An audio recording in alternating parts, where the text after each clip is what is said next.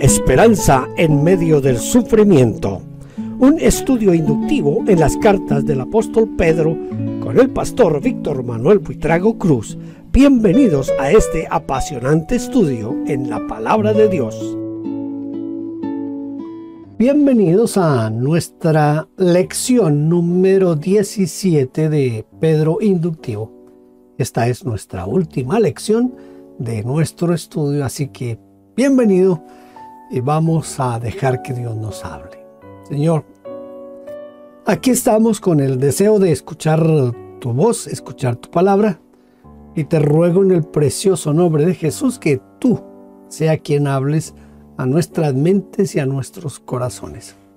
Que este estudio, Señor, que vamos a hacer sea de bendición para todos nosotros. Amén y amén. Segunda carta de Pedro, capítulo 3, versículos 10 al 12. Pero el día del Señor vendrá como ladrón en la noche, en el cual los cielos pasarán con grande estruendo y los elementos ardiendo serán deshechos y la tierra y las obras que en ella hay serán quemadas. Puesto que todas esas cosas han de ser deshechas, ¿cómo no debéis vosotros andar en santa y piadosa manera de vivir, esperando y apresurándoos para la venida del día de Dios, en el cual los cielos encendiéndose serán deshechos y los elementos siendo quemados se fundirán? Muy bien, esto es lo que dice la carta de Pedro. Ahora vamos a entrar a nuestras preguntas en nuestro PowerPoint. ¿Le parece? Entonces aquí vamos con nuestras preguntas en PowerPoint. Primera pregunta sería, ¿qué vendrá como ladrón? ¿Y qué es lo que quiso decir el apóstol Pedro con esto? En este caso, no es el Señor que vendrá como ladrón. Escuche, no es el Señor que vendrá como ladrón, sino el día del Señor. Esta misma expresión ha sido utilizada por el apóstol Pablo en la primera carta a los Tesalonicenses, capítulo 5, versículos 2, que dice: porque vosotros sabéis perfectamente que el día del Señor vendrá así como ladrón en la noche. Versículo 4 dice: mas vosotros, hermanos, no estáis en tinieblas para que aquel día os sorprenda como ladrón. Y quiso decir que ese día no los tome como sorpresa. Ojalá que estemos todos listos y que no seamos sorprendidos. Pedro menciona algunas cosas que ocurrirán en ese día del Señor. ¿Qué será lo que va a ocurrir? Mire, en el día del Señor va a ocurrir lo siguiente. Primero, los cielos pasarán con grande estruendo, con ruido ensordecedor, dice la Biblia, Jerusalén. Los cielos se disolverán con gran ruido, dice la versión latinoamericana. En segundo lugar, los elementos ardiendo serán deshechos. Se denominaba elementos a lo que estaba ordenado, arreglado, o también a lo que es básico y fundamental. Los elementos abrazados se disolverán. Abrazados con Z en el sentido de quedar dentro del fuego, ¿no? Se disolverán, dice la Nácar Colunga. Los elementos se derretirán por el fuego, dice la versión latinoamericana.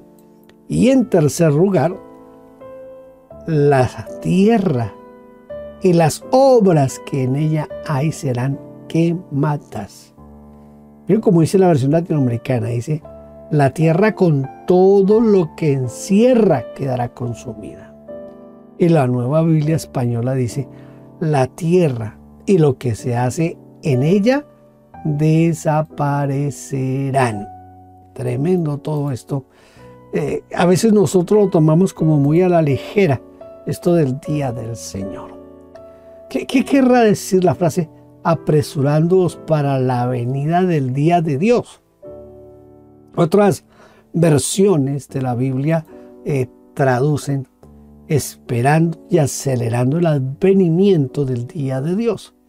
Por lo menos así dice la Nácar y Colunga.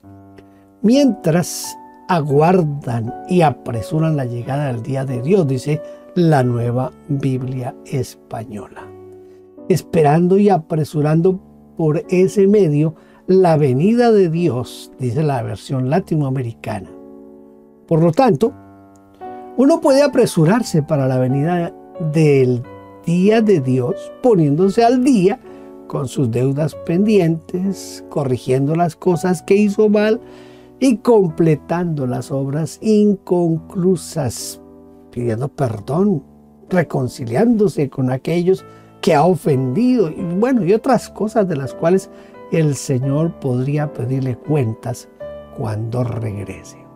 Pero, por otra parte, uno puede apresurar o acelerar la venida del Señor con una vida santa y consagrada a su causa e intensificando.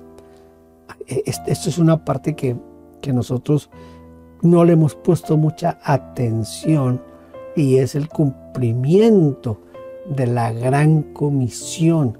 Es decir, necesitamos evangelizar, ganar al mundo para Cristo, porque no vendrá el fin sino hasta que el evangelio haya sido predicado a todas las naciones. Esto dice Mateo 24:14, hasta que el evangelio sea predicado a todas las naciones. Esto es más serio de lo que nosotros podemos pensar, la evangelización, la gran comisión. Los versículos 13 y 14 dicen: pero nosotros esperamos, según sus promesas, cielos nuevos y tierra nueva, en los cuales mora la justicia. Por lo cual, oh amados, estando en espera de estas cosas, procurad con diligencia ser hallados por Él sin mancha e irreprensibles, en paz. Esos énfasis que yo hago no están en el texto, soy yo el que hago esos énfasis cuando leo la Escritura. Una vez alguien me dijo: ¿por qué usted habla así? ¿Por qué usted enfatiza tanto? Bueno, hay partes que hay que enfatizar de vez en cuando, ¿verdad? ¿Por qué habría enfatizado Pedro que en los nuevos cielos y en la nueva tierra mora la justicia? ¿Por qué razón? Pedro podría haber dicho que los nuevos cielos y la nueva tierra, ahí mora Dios, que los ángeles, que los hijos de Dios. Y eso es cierto, ¿verdad? Si Pedro hubiera hecho ese énfasis, pero señaló más o hizo más énfasis en que mora allí la justicia, para marcar un contraste con la realidad presente. ¿Se acuerdan? Cuando comenzamos el estudio, yo les dije que estas cartas habían sido escritas a los expatriados, es decir, a esos hermanos que estaban fuera de Jerusalén principalmente y de Judea, habían sido esparcidos por causa de la persecución. Entonces vivían en una injusticia tremenda. Dios ha preparado una nueva dimensión donde no hay lugar para ningún tipo de injusticia, ni habrá lugar para los injustos, tal como lo afirma el apóstol Pablo en la primera carta a los Corintios, capítulo 6, versículos 9 y 10, que son dos versículos que ya casi nos va a quedar difícil leerlos en nuestros púlpitos, porque mire, aquí en Canadá aprobaron hace poco una ley que uno no puede decir absolutamente nada contra la comunidad LGBTI, y leer estos textos en público ahora nos puede causar problemas, pero yo lo voy a leerlo. ¿No sabéis que los injustos no heredarán el reino de Dios. No es rey, ni los fornicarios, ni los idólatras, ni los adúlteros, ni los afeminados, ni los que se echan con varones, ni los ladrones, ni los ávaros, ni los borrachos, ni los maldicientes, ni los estafadores heredarán el reino de Dios. Aquí podemos observar que el concepto de justicia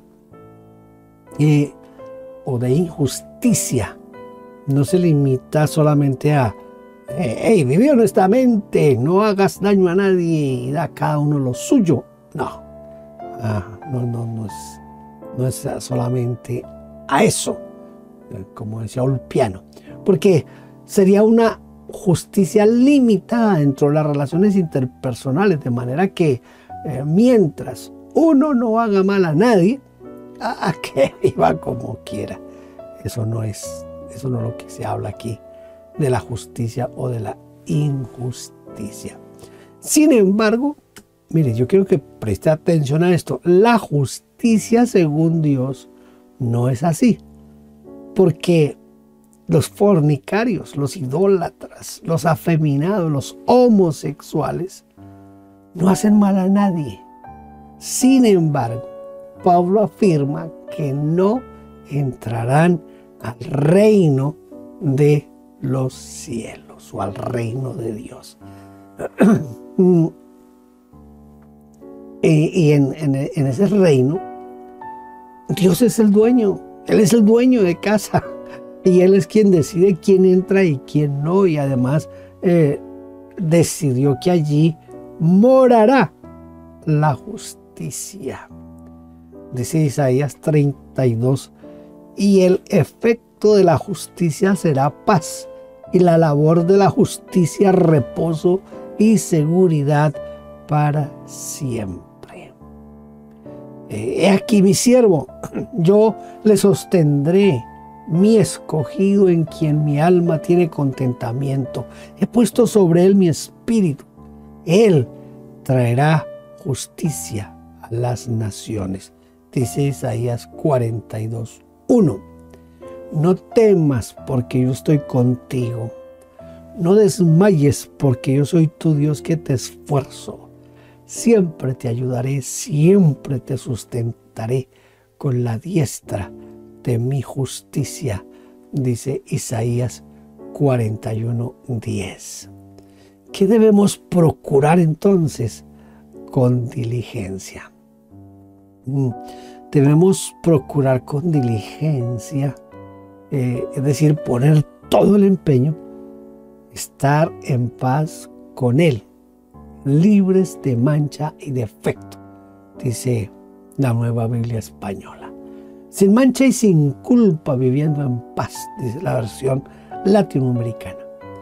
Porque si allá en el reino de Dios mora la justicia, pues debemos poner todo nuestro esfuerzo para vivir de acuerdo a esos preceptos y a esos mandamientos para no tener ninguna mancha, ¿verdad? O algo que el Señor nos pueda reprochar. Bueno, de hecho, allá no va a entrar ni pecado, ni injusticia, ni nada de eso. Así que lo que tenemos que hacer es más bien prepararnos bien, estar todos los días andando recto, derecho. No corramos riesgos. El versículo 15 y 16 dice: y tened entendido que la paciencia de nuestro Señor es para salvación, como también nuestro amado hermano Pablo, según la sabiduría que le ha sido dada, os ha escrito casi en todas sus epístolas, hablando en ellas de estas cosas, entre las cuales hay algunas difíciles de entender, las cuales los indoctos e inconstantes tuercen, como también las otras escrituras para su propia perdición. Esta es una nota muy importante, que Pedro hable de lo que Pablo escribió.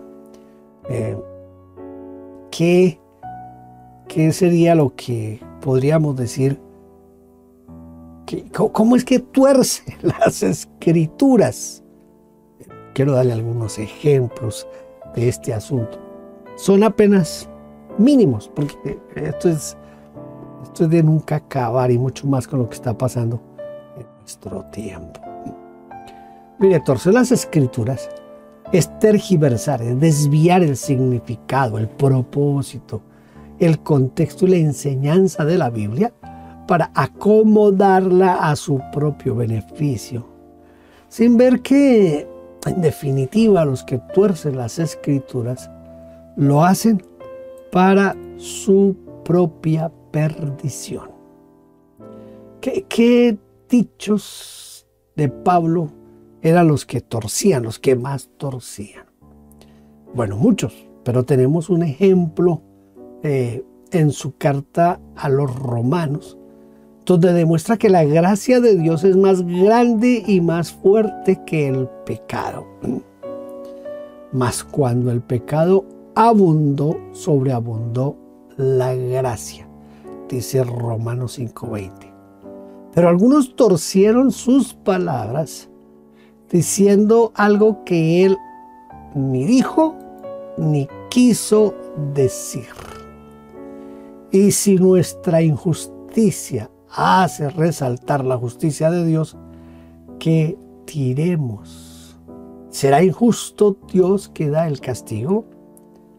¿Y por qué no decir, como se nos calumnia y como algunos cuya condenación es justa afirman que nosotros decimos, hagamos males para que vengan bienes? Eso decían algunos. Esto lo registra Pablo ahí en Romanos capítulo 3, versículos 5 y 8. Dicho esto, en otras palabras, el amor de Dios es tan grande que no hay pecado que no perdone. Y cuanto más grande es la suma de los pecados, mayor es la manifestación del amor de Dios.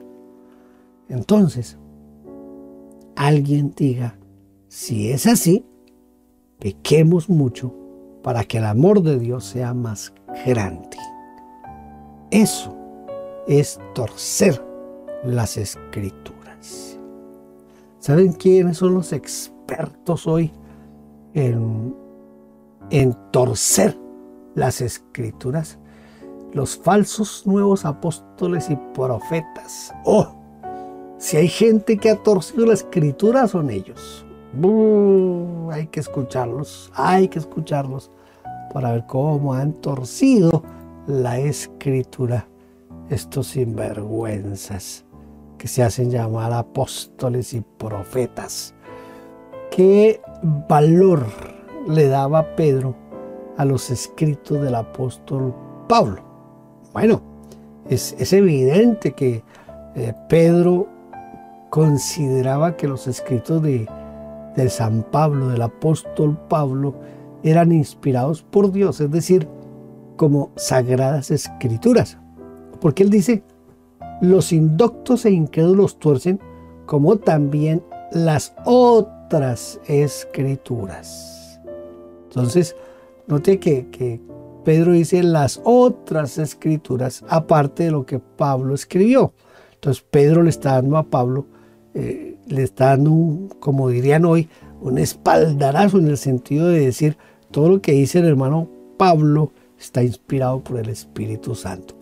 Así lo entendieron las iglesias cristianas del primero y del segundo siglo, y en especial cuando se estaba consolidando lo que nosotros hoy llamamos el canon del Nuevo Testamento.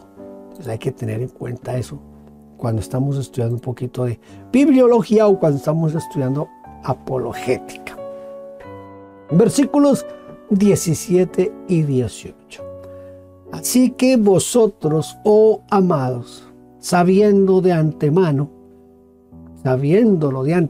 guardaos, no sea que arrastrados por el error de los inicuos, caigáis de vuestra firmeza. Y este último versículo siempre me ha llenado como de esfuerzo, de querer ser mejor. Y recuerdo, recién yo comenzaba la predicación, en mis primeros años del pastorado, prediqué sobre este versículo, porque yo como que me enamoré en mis primeros años de predicación, me enamoré mucho de lo que se llama sermón textual. Y este es un texto que sirve mucho para hacer un sermón textual. Dice: antes bien, creced en la gracia y el conocimiento de nuestro Señor y Salvador Jesucristo. A Él sea la gloria, ahora y hasta el día de la eternidad. Amén. Amén. Voy a volver a leer los dos versículos seguidos sin el paréntesis que hice. Dice: así que vosotros, oh amados, sabiéndolo de antemano, guardaos, no sea que arrastrados por el error de los inicuos, caigáis de vuestra firmeza. Antes bien, creced en la gracia y el conocimiento de nuestro Señor y Salvador Jesucristo. A Él sea gloria, honra hasta el día de la eternidad. Amén y amén y amén. ¿Verdad que vale la pena ese texto? Leerlo, estudiarlo, porque es bien interesante. ¿Cómo se podría definir a una persona inicua? Se dice que una persona inicua es cuando da evidencias que es injusta, que no es equitativa, es una persona que es malvada o cruel. Sin embargo, la Biblia Peshitta traduce: absténgase de seguir el error de los que son libertinos. De los que son libertinos. Se dice que alguien es libertino cuando comete excesos en sus diversiones y placeres sexuales. Es el que malgasta su dinero, su fortuna, lo que tiene, en juergas y en diversión.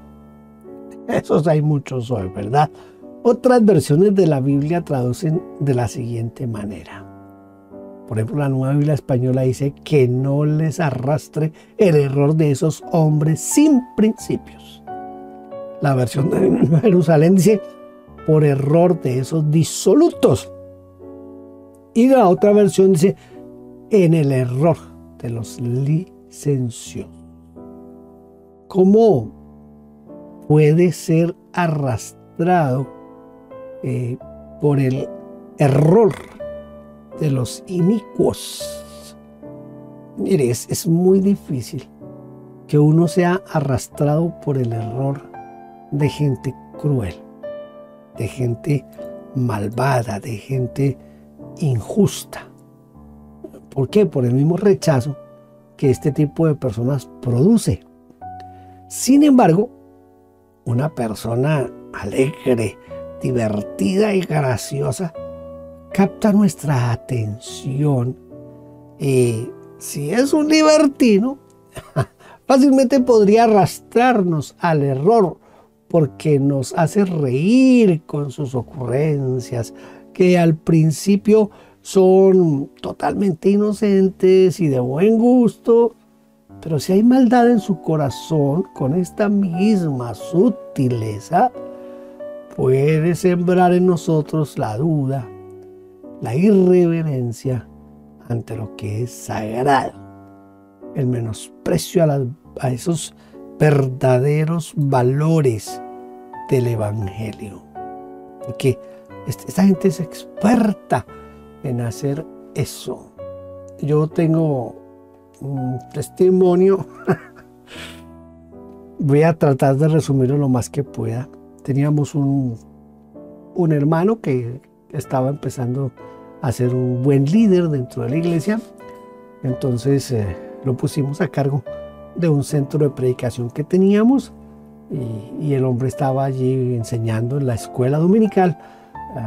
Estaba haciendo un buen trabajo, pero resulta que un día se fue a trabajar Él era constructor, se fue a trabajar a un pueblito de clima caliente. Entonces, una de esos días fue hacia la parte donde estaban las ventas nosotros decimos panaderías, y donde venden de todo. Con el deseo de tomarse un refresco, una gaseosa, una soda, no sé cómo le llamen ustedes en su país. Y entonces, cuando él va hasta allí, de pronto se encuentra con el que era el tesorero de nuestra iglesia. Y el tesorero de nuestra iglesia estaba sentado en una mesa con unos amigos y tenía la mesa llena de botellas de cerveza. Y el tesorero estaba ya medio entonado, estaba borracho ya. Entonces se saludaron y el hermano, pues, como así, luego usted, ¿qué hace aquí emborrachándose? Entonces el hombre le dice, no, eso no, es que tomarse una cerveza no es pecado. Tómese una cerveza. No, yo no es por una soda, por una gaseosa. No, eso tómese una cerveza, que la cerveza se le quita la sed. No, hermano, yo dejé la cerveza de tiempo, desde que conocí a Jesucristo, yo no he vuelto a tomar cerveza. No, pero tómese una, que eso no es para la sed, y eso no es problema, eso no es pecado, y no sé qué. El asunto es que lo convenció, y el hermano se sentó ahí, se tomó la primera, y ustedes saben, después de la primera ya no hay forma de parar. El siguiente domingo el hermano no fue a enseñar, y cuando yo fui a buscarlo, dije, hermano, ¿qué pasó? Que me dejó la clase tirada. Entonces él me dijo, pastor, la verdad es que yo no voy a volver a la iglesia porque tuve un problema. Y me contó qué era lo que había pasado. Apenas él me contó eso, me fui donde el tesorero con la intención de regañarlo, exhortarlo y de todo eso. ¿Qué cree que pasó? Cuando llegué a la casa del tesorero, él me dijo, ¿pero qué? ¿Dónde está el pecado? ¿Dónde está la maldad? Eso no es pecado, pastor. Eso.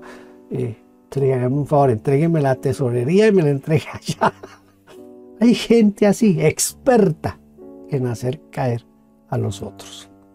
Entonces eso pasó allí con mi hermano en ese lugar donde yo estaba pastoreando. ¿Cómo se crece en la gracia de Dios, en la gracia de Cristo? Mire, se crece en la gracia de Cristo, en la gracia de Dios, se crece de varias maneras. Voy a darle aquí algunas, puede haber más, seguramente que hay más, pero voy a darle aquí algunas para que usted tenga elementos para crecer en la gracia. Primero, escuchando las instrucciones de los padres.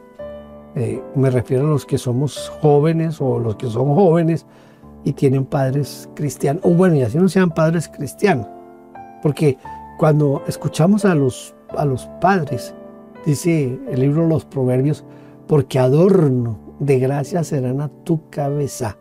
Es decir, cuando yo hago caso a mis padres. Segundo lugar, no apartarse nunca de la misericordia y de la verdad. En Proverbios 3:4 dice, y hallarás gracia y buena opinión ante los ojos de Dios y de los hombres. Tercero, adquiriendo sabiduría, porque adorno de gracia será a tu cabeza y corona de hermosura te entregará. Proverbios 4:7.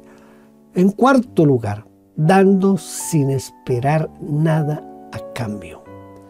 Mira, el mandato del Señor en Mateo 10 es: sanad enfermos, limpiad leprosos, resucitad muertos, echad fuera demonios. De gracia recibiste, dad de gracia. En quinto lugar, hablando con gracia. Y todos daban buen testimonio de él y estaban maravillados de las palabras de gracia que salían de su boca. Esto dice Lucas 4:22. Hay que leer Lucas 4. Sexto, dependiendo absolutamente de la gracia de Dios para nuestra salvación. Antes creemos que por la gracia del Señor Jesús seremos salvos. Hechos 15:11. Siendo justificados gratuitamente por su gracia mediante la redención que es en Cristo Jesús. Romanos 3:24. Por quien tenemos entrada por la fe a esa gracia en la cual estamos firmes. Romanos 5. Y hay muchos otros textos, pero pues no los vamos a citar aquí. Séptimo, obteniendo diversidad de dones por gracia. Dice, de manera que teniendo diferentes dones según la gracia que nos es dada. Dice Romanos 12:6. Y por último, octavo, abundando en nuestras ofrendas. Yo sé que este es un tiempo que es difícil hablar de esto, pero ofrendar también es gracia. Miren lo que dice segunda a los Corintios 8:7. Por tanto, como en todo abundáis en fe, en palabra, en ciencia, en toda solicitud y en vuestro amor para con todos, abundad también en esta gracia. Sí estaba hablando de las ofrendas. Vamos a aprender un texto de memoria. Será el último texto que vamos a aprender aquí en el estudio de Pedro inductivo. Y es el versículo que les mencioné hace un rato que es excelente para mí y es fácil de aprenderlo. Así que apréndalo, dedíquenle un tiempito y memorícelo. Antes bien, creced en la gracia y el conocimiento de nuestro Señor y Salvador Jesucristo. A Él sea gloria ahora y hasta el día de la eternidad. Amén. No es difícil el versículo, ¿verdad? Y si usted dedica unos minutos ahora a leerlo varias veces, se da cuenta que rapidito se le va a quedar ahí en su memoria. Ha sido un privilegio muy grande que usted haya estado conmigo durante estas 17 lecciones estudiando las 2 epístolas del apóstol Pedro. Yo oro para que produzcan un bienestar espiritual, un crecimiento espiritual y para que en la medida que usted pueda lo comparta con otros. Bendiga a otros con la palabra del Señor. Gracias por haber estado aquí. Espero que nos podamos ver en un próximo estudio inductivo. Dios les bendiga y que la gracia del Señor esté con todos ustedes.